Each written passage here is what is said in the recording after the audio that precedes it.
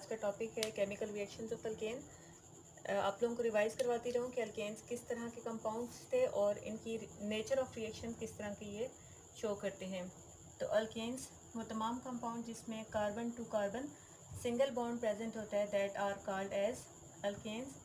बाकी बॉन्ड्स के साथ आप हाइड्रोजन ऐड करें तो ये एक प्रोपेन का फार्मूला बन जाता है जिसमें 3 कार्बन हमने शो किए हैं। अब अल्केन्स को हम लिख सकते हैं कि they have single bond between carbon to carbon, so that's why they are called as saturated hydrocarbons. Saturated hydrocarbons में सबसे इम्पॉर्टेंट बात ये होती है कि they contain all the bonds which are sigma bond. Sigma को हम ऐसे डिनोट करते हैं। So sigma bond saturated hydrocarbon single carbon to carbon bond. Sigma bond is a strong bond, that's why these compounds give only substitution reaction. तो ये सारी बातें किससे स्टार्ट हो रही हैं? They are all starting with S. आपने याद रखना है कि carbon to carbon single bond है, that bond single is called as sigma bond, that's why they are called saturated hydrocarbons, that's why they gives substitution reaction. अब substitution reaction क्या होते हैं? ऐसे रिएक्शन जो हाइड्रोजन की रिप्लेसमेंट में किसी और एटम के साथ बॉन्ड बना लें, that is called as substitution. इसको मैं रिप्लेसमेंट लिख देती हूँ कि यहाँ पे हम क्या करेंगे, हाइड्रोजन को रिप्लेस करेंगे किसी भी एटम के साथ, तो वो कहलाता है सब्स्टिट्यूशन। मीन हाइड्रोजन की जगह किसी और एटम को या किसी और बॉन्ड को लगा देना, that is called as substitution. So ये अल्केन्स सब्स्टिट्यूशन रिएक्शन शो करेंगे। 5 मेन रिएक्शंस हैं जो कि अल्केन्स शो करते हैं।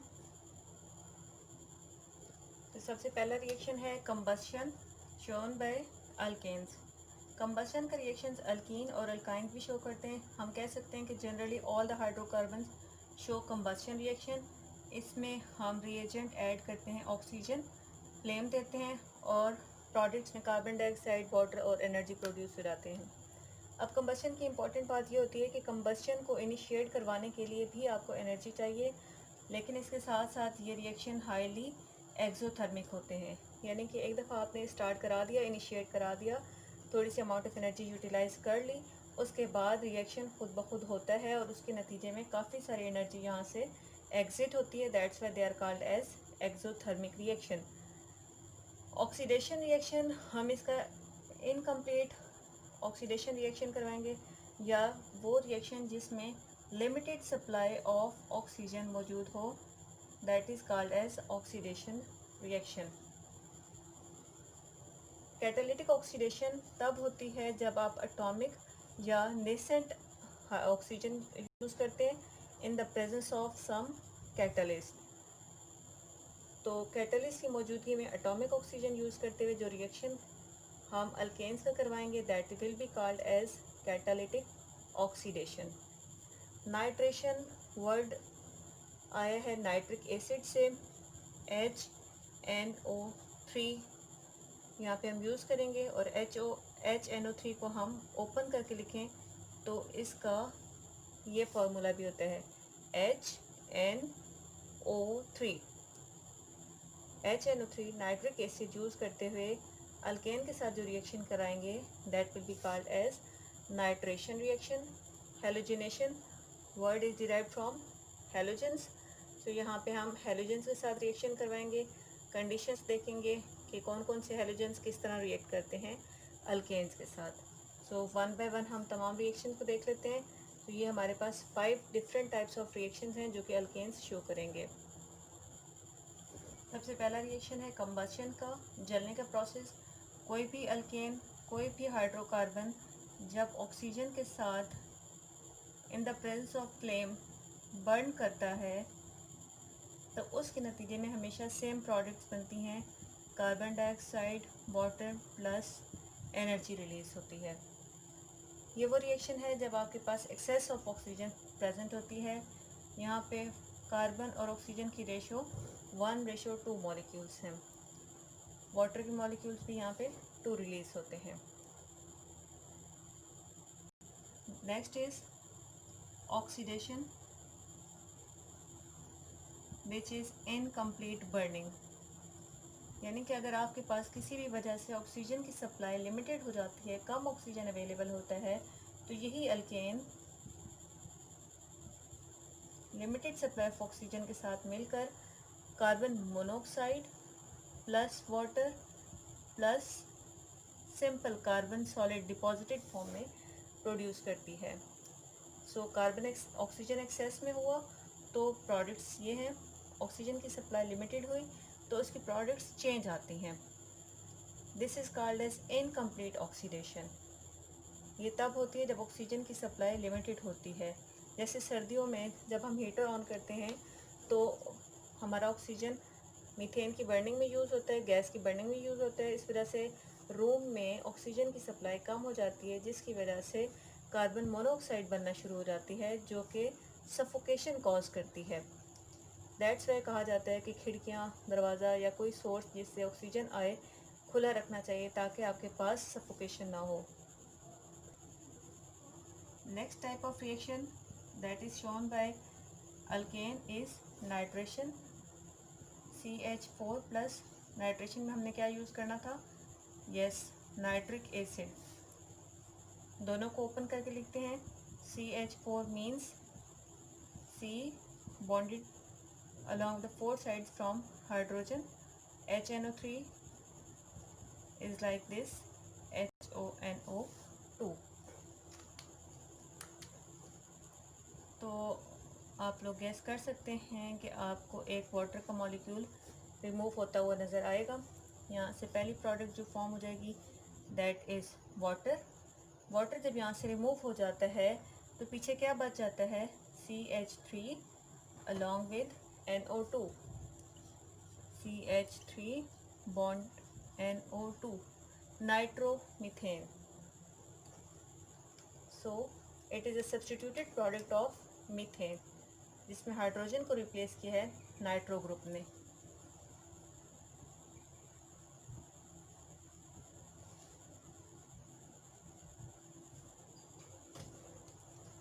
नेक्स्ट हमारे पास रिएक्शन है दैट इज हेलोजिनेशन।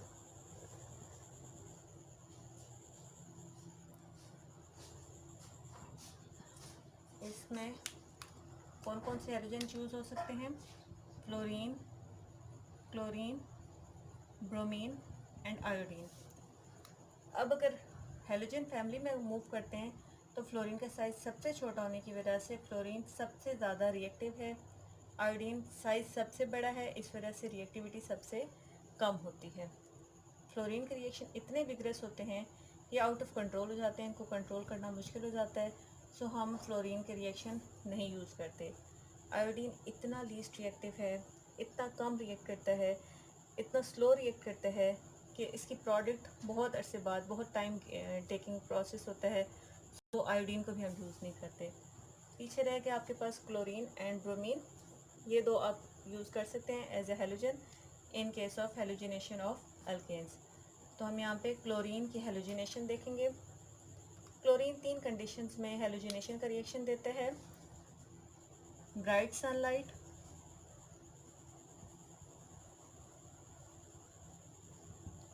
डिफ्यूज्ड और डिम सनलाइट,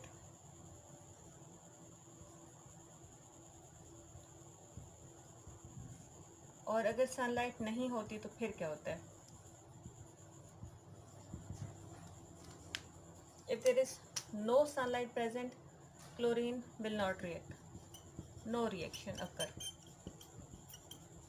Simply, sunlight नहीं है तो reaction भी नहीं होगा।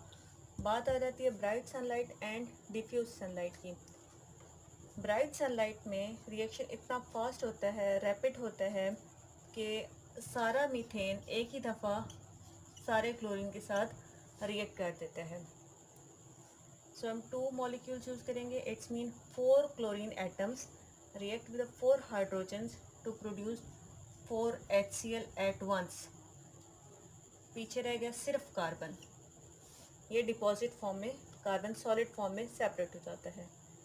यानी कि आपने अगर बहुत ज़्यादा सनलाइट दे दी तो एकदम से सारा मीथेन क्लोरीन के साथ रिएक्ट करके HCl गैस बना देता है और साथ में सॉलिड कार्बन बना देता है। सनलाइट नहीं देंगे तो रिएक्शन नहीं होगा। तो अगर आपने कंट्रोल्ड सनलाइट दी है, डिफ्यूज सनलाइट दी है, तो ये कंडीशन आपको पूरी चेन ऑफ रिएक्शन देगी, चेन ऑफ हेलोजिनेशन रिएक्शन होगा।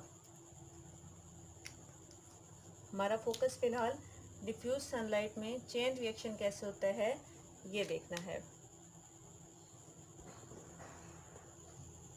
Chain reaction of fluorine occurs in 3 step. हम इन 3 स्टेप्स को कहते हैं इनिशिएशन। सो पहला स्टेप है यहाँ पे इनिशिएशन का।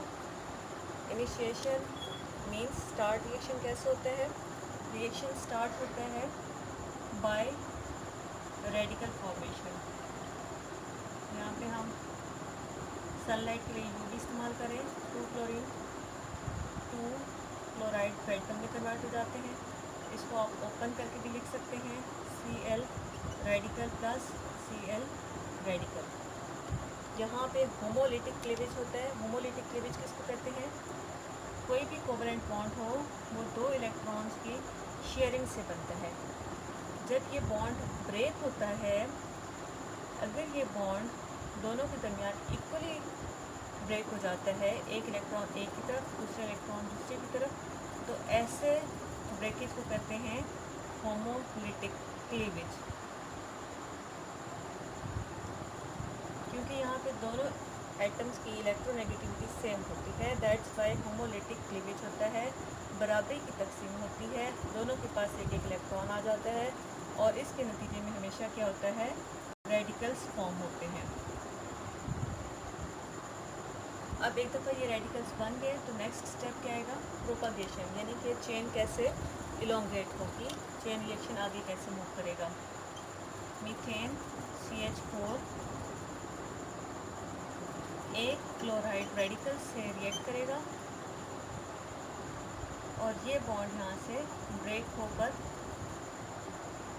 HCl बनाएंगे, साथ में ये रेडिकल कार्बन के ऊपर और बाकी 3 बॉन्ड हाइड्रोजन के साथ। नेक्स्ट ये रेडिकल एक और Cl2 के साथ रिएक्ट करेगा, CH3 radical, CH3 radical plus Cl2 molecule. ये यहाँ से बॉन्ड ब्रेक करते हुए CH3 और Cl बॉन्ड बना देंगे और ये स्टेबल मॉलिक्यूल बन जाएगा और रेडिकल क्लोराइड के ऊपर आ जाएगा। इस तरह ये रिएक्शन प्रोपागेट होता रहेगा, मूव ऑन करता रहेगा। जब रिएक्शन ख़त्म होता है तो वो कैसे ख़त्म होता है, अगर क्लोरीन लिमिटेड सप्लाई में हो, क्लोराइड रेडिकल मिथाइल रेडिकल के साथ मिलके रिएक्शन को यहीं पे CH3Cl टर्मिनेट करवा देता है, ख़त्म करा देता है।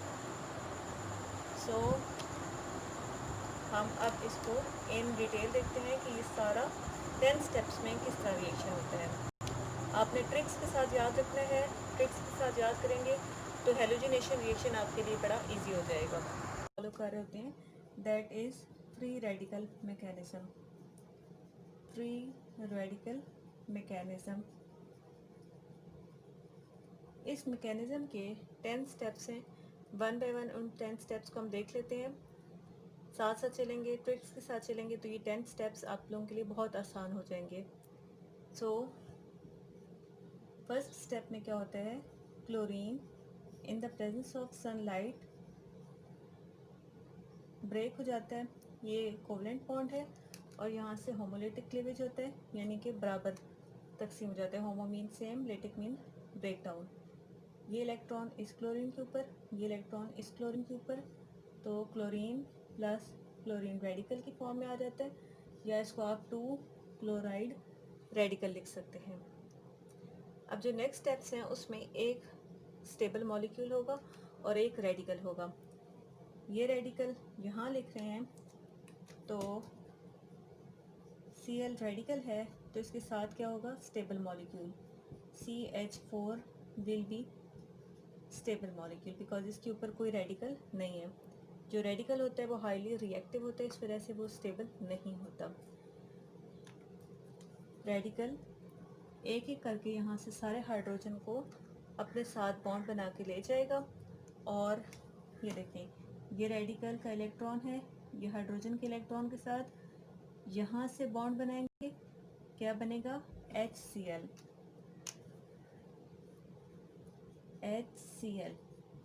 HCl एक मुकम्मल मॉलिक्यूल है जिसमें कोई चार्ज नहीं है। ये इलेक्ट्रॉन इस कार्बन के ऊपर एज अ रेडिकल आ जाएगा, C radical along with 3 hydrogens. Next step में ये रेडिकल, थर्ड स्टेप में CH3 रेडिकल एक स्टेबल Cl2 के साथ बॉन्ड बनाएगा। अब यहाँ देखें, एक रेडिकल और एक मॉलिक्यूल। फर्स्ट स्टेप में मॉलिक्यूल था, रेडिकल में कन्वर्ट हो गया, radical molecule, radical molecule, radical. Chlorine में से एक क्लोरीन एटम अपने साथ मिला लेते हैं, दूसरा क्लोरीन रेडिकल की फॉर्म में सेपरेट हो जाएगा।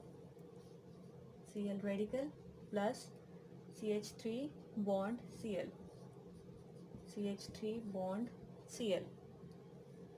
नेक्स्ट स्टेप में ये CH3 Cl, CH3 Cl, यहाँ आपने क्लोरीन का मॉलिक्यूल लिया, तो नेक्स्ट स्टेप में आपने क्या लेना है? Radical, molecule, radical, molecular chlorine, radical chlorine. Radical chlorine क्या करता है? हाइड्रोजन के साथ बॉन्ड बना देता है, हाइड्रोजन अपना इलेक्ट्रॉन लेकर आता है और कार्बन के ऊपर इलेक्ट्रॉन एज ए रेडिकल रह जाता है। कार्बन के ऊपर electron as a radical, Cl hydrogen, hydrogen plus HCl। यहाँ तक आपके कवर हो जाते हैं 4 स्टेप्स। यहाँ तक मैं रिपीट करवा देती हूँ। First molecular chlorine, then radical chlorine, molecular chlorine, radical chlorine. Next step में फिर क्या होगा? Molecular chlorine. यहाँ पे CH4 मॉलिक्यूल, नेक्स्ट रेडिकल, फिर मॉलिक्यूल, नेक्स्ट क्या होगा? रेडिकल। तो फिफ्थ स्टेप से हम मूव करते हैं। फिफ्थ स्टेप में हमारे पास यह अगर रेडिकल है तो इसके साथ मॉलिक्यूलर क्लोरीन आएगी, मॉलिक्यूलर क्लोरीन के बाद फिर क्या आएगी? रेडिकल, रेडिकल के बाद फिर क्या आएगा? मॉलिक्यूलर क्लोरीन, उसके बाद दोबारा क्या आएगी? रेडिकल की फॉर्म में। इधर रेडिकल ले रहे हैं तो इधर क्या लेंगे? मॉलिक्यूल, इधर मॉलिक्यूल ले रहे हैं तो इसके साथ क्या लेंगे? रेडिकल, रेडिकल ले रहे हैं तो इसके साथ क्या लेंगे आप? मॉलिक्यूल। ये 6 स्टेप, 7 एंड 8 में इसका बॉन्ड कैसे बनेगा? रेडिकल इन दोनों क्लोरीन में से एक क्लोरीन को अपने साथ बॉन्ड बना के ले जाएगा, Cl, C, next again Cl, और ऊपर अभी तक हाइड्रोजन लगे हुए हैं। इसमें रिमेनिंग पार्ट क्या रह गया? Just Cl radical. ये Cl रेडिकल इस मॉलिक्यूल के साथ यहाँ पे दोबारा लिखेंगे, H Cl Cl।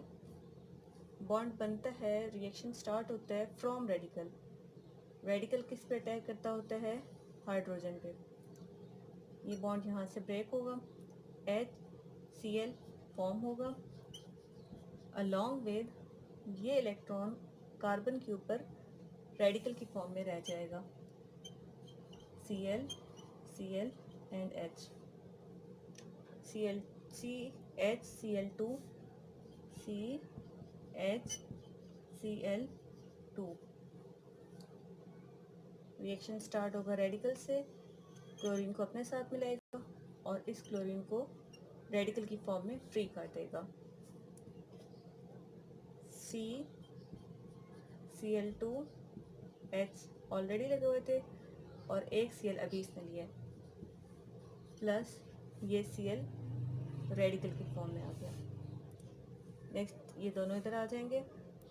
CHCl3 जिसको क्लोरोफॉर्म भी कहते हैं, CHCl3 प्लस क्लोरीन रेडिकल की तरफ से रिएक्शन स्टार्ट करवाएंगे।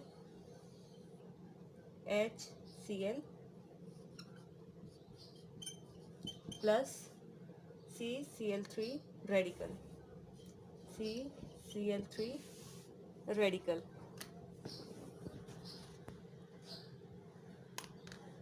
CHCl3 ये क्लोरोफॉर्म प्लस Cl रेडिकल की तरफ से रिएक्शन स्टार्ट हुआ, HCl फॉर्म हुआ और पीछे क्या रह गया, CCl3 रेडिकल, CCl3